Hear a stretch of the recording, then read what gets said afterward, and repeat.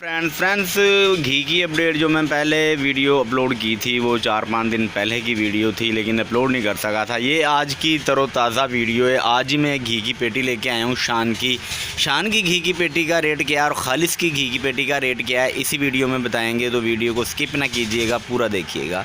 Friends, अगर शान की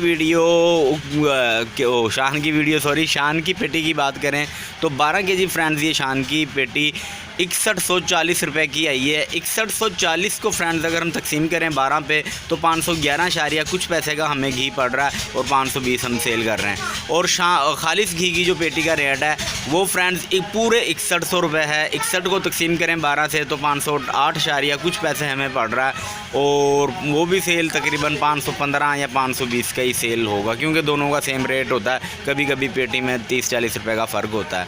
तो अब तक यही अपडेट है। और भी ऐसी अच्छी अपडेट्स के लिए हमारे चैनल को सब्सक्राइब कर लें और इसके साथ जो बेल का आइकन है इसको लाजमी क्लिक करें, ताकि मैं जैसे ही कोई न्यू अपडेट दूं तो उसका नोटिफिकेशन आप लोगों को मिल जाए। Thanks for watching. अल्लाह हाफिज़।